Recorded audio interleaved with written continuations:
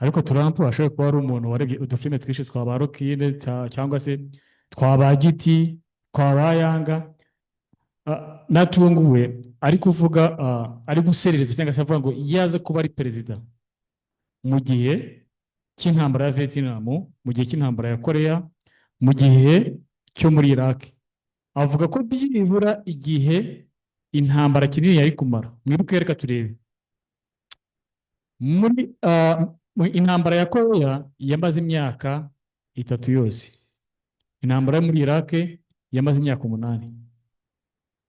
Intambara muri Vietnam yamaze imyaka 19. Trump akavuga ati ngewe iyo nza kuba ndi perezida muri icyo gihe cyose intambara yari kumara amezi atarenze 5 yonyine hatiyongereho n'akantu na gato. 6 years, Korean War 3 years, Vietnam 19 years, Iraq 8 years.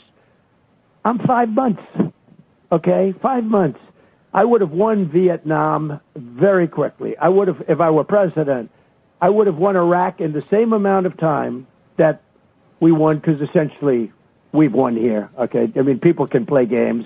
The Democrats can say, well, we should have done better. No matter what, if I did it in 1 week, they should have said, they'd say we should have done better. Look at Venezuela. I took it over in 45 minutes. Tubona ko abiretinga hari na za filime zo muri Hollywood aho umusirikare izo badukinira uyu munsi aho Rambo yagendaga akajya muri Vietnam, yamara kujya muri Vietnam ari umusirikare umwe akagenda akabohoza imbohe z'abanyamerika zafatiwe zose mu ntambara, mu gihe Vietnam yari ifite coalition na Russia, ariko umusirikare umwe wa Amerika akajya muri Vietnam akagenda akarasa abo basirikare bose ba Vietnam n'abarasha agafata imbohe akazishyira mu ndege then akazigeza muri Amerika amahoro. Ntekereza ko kubera kureba izo filime cyane areretinga cyangwa se agahita avuga ko igisirikare cya Amerika ari uko gihagaze, bashobora kuba baratindije intambara ariko babishaka. Nyamara muri realite tubona ko Amerika ishobora kuba yarakubitiwe muri Vietnam igihe kinini cyane, iyo myaka yose yamaze ikubitirwayo, kubera ko urumva hari puissance ebyiri ziri kurwana, abo bita abasocialiste cyangwa se abakomunisme na capitalisme. Urumva zari puissance ebyiri ziri kurwana.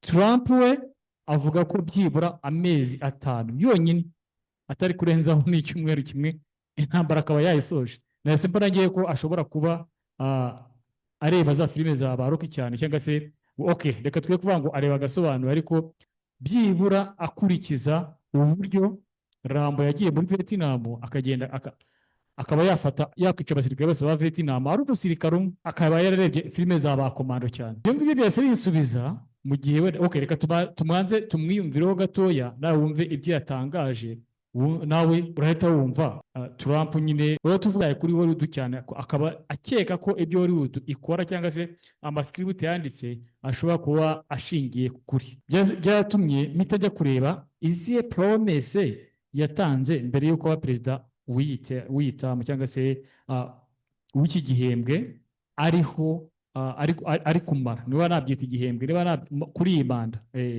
ni manda ari gukora. Promesse yatanze ni iyi, wibuke ko harimo intambara y'Uburusiya na Ukraine. We akagenda akritika Biden yuko adafite diplomasi iri very strong, ariyo mpamvu ashobora kuba intambara imaze iminsi kandi iri gukostinga ibintu byinshi. Yaba promisinze iki? Ni ukuvuga ngo muri campaign cyangwa se muri message yatanze yavuze ko byibura intambara idashobora kurenza amasaha 24. Amasaha 24 akaba arangije intambara yo muri Ukraine. Intambara muri Ukraine akimara kujya ku butegetsi yaragiye arashimashima abura byibura no kugarika n'akantu kamwe, abura n'ikintu kimwe yakora.